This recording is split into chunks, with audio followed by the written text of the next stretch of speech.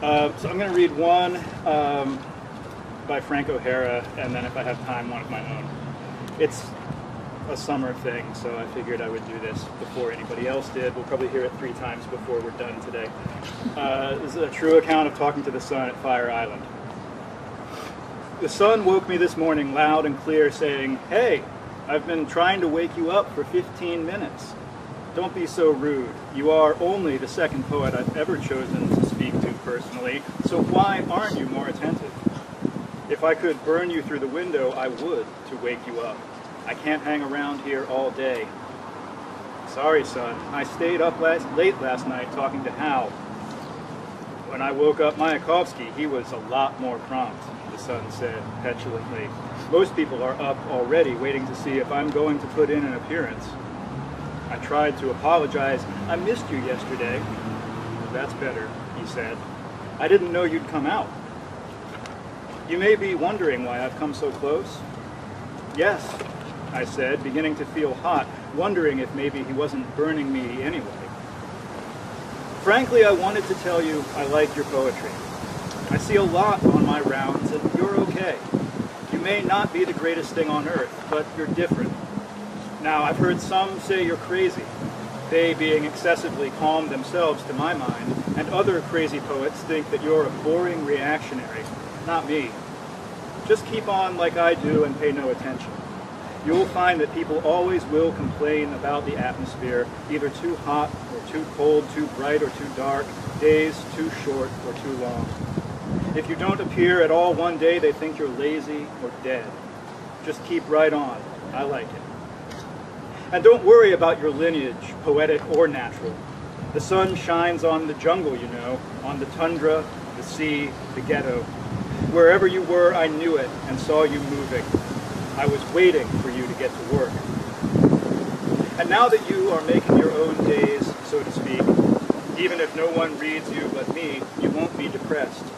Not everyone can look up, even at me. It hurts their eyes. Oh, son, I'm so grateful to you. Thanks, and remember I'm watching. It's easier for me to speak to you out here. I don't have to slide down between buildings to get your ear. I know you love Manhattan, but you ought to look up more often. And always embrace things, people, earth, sky, stars, as I do, freely and with the appropriate sense of space. That is your inclination, known in the heavens, and you should follow it to hell, if necessary, which I doubt. Maybe we'll speak again in Africa, of which I too am specially fond. Go back to sleep now, Frank, and I may leave a tiny poem in that brain of yours as my farewell. Son, don't go. I was awake at last. No, go I must. They're calling me. Who are they? Rising, he said, someday you'll know. They're calling to you, too.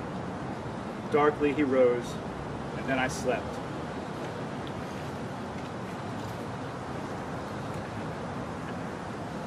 And then a brief one from this little chapbook of mine called For I Know Not What I Did Last Summer, which is actually not all that much about summer, but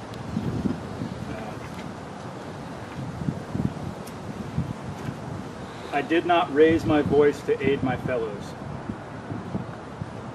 A concrete block at human scale and a spit take marks the same old death. The hero rescues 1 of 10, fighting down on the nape. Swathed and self-contained in the verbena is no standard of exchange between the yawn and resurrection like a near miss, severe heartburn, downhill power slide from here toward the awkward outliers. Facts of rock and branch blaze our trails through common animality. Someone, though, is rising into air like achromatic alcoholic flame. The heat's immediate as a blank spot in our thought, the nothing occupying every inch of higher ground. Who then is this wayfaring stranger in his filthy little skiff?